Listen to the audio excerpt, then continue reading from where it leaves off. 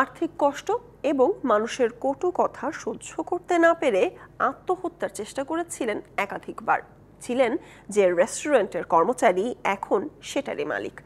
দৃঢ় মনোবল, সততা আর কঠোর পরিশ্রমী তাকে পৌঁছে দিয়েছে সাফল্যের দোরগোড়ায়। বলছি ফ্রান্স প্রবাসী ব্রাহ্মণবাড়িয়ার যুবক খন্দকার আজিজুর রহমান পিন্টুর কথা।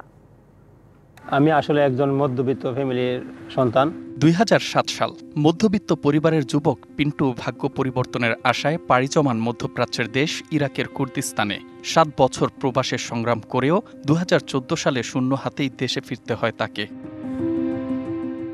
২ বছর দেশে বেকার জীবন পার করে ২০১৬ সালে ভালো কিছুর আশায় পাড়ি জমান মালয়েশিয়ায়, কিন্তু সেখানেও প্রতারিত হয়ে ৬ মাস পর ফেরত যান বাংলাদেশে।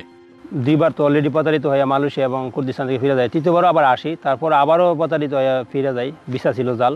ওই বছরেরই ডিসেম্বরে আবারও ইরাকে গেলে ভিসা জাল হওয়ায় এয়ারপোর্ট থেকে ফেরত পাঠানো হয় তাকে।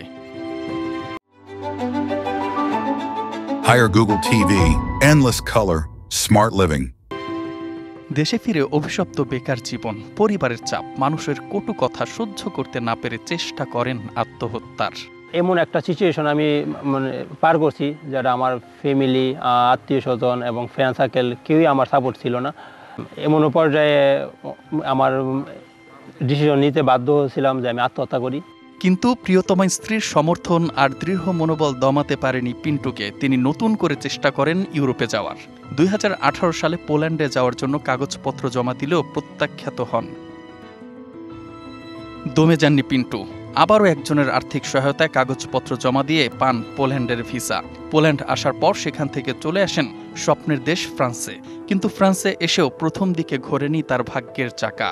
ফ্রান্সে যখন আমি আসি, তখন আসার পর আমি এই দেশে থাকার জন্য আশ্রয় আবেদন করি। আশ্রয় আবেদন প্রথম বাতিল হয়ে যায়। তারপর তো মহা বিপদে, তখন তো কাজ নাই, মেসের খাবারের বিল দিতে পারি না, থাকার টাকা দিতে পারি না। খুবই কষ্টকর একটা লাইফ। পরবর্তীতে দীর্ঘ সংগ্রাম, দৃঢ় মনোবল আর কঠোর পরিশ্রমের পর তিনি নিজেকে প্রতিষ্ঠিত করেছেন একজন সফল মানুষ হিসেবে। একটা সময় এসে আমি এখন বর্তমানে যে রেস্টুরেন্টের মালিক, ওই রেস্টুরেন্টটা বিক্রি করে দিবে, উনি আমাকে প্রস্তাব দিয়ে, আমার জমানো কিছু টাকা ছিল এবং আমি দেশের থেকে আমার শ্বশুর বাড়ি আমাকে হেল্প করে, এবং আমার একটা ফ্রেন্ড খন্দকার নিজাম, সে আমাকে অনেক সাপোর্ট করে। এই রেস্টুরেন্ট কেনার ক্ষেত্রে সবচাইতে বড় সাপোর্ট যেটা, এটা হচ্ছে আমার ওয়াইফ। ভাগ্যের সাথে যুদ্ধ করে প্রতিষ্ঠিত হওয়া ফ্রান্সের পিন্টুরাই হতে পারেন ভাগ্য বিড়ম্বিত তরুণদের অনুপ্রেরণা। আমি এবং পিন্টু একই সাথে এই রেস্টুরেন্টে কাজ করতাম। আমি ক্যাশিয়ার হিসেবে আর পিন্টু কিচেনে কাজ করত।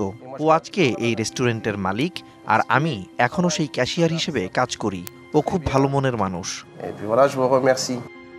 DBC news desk.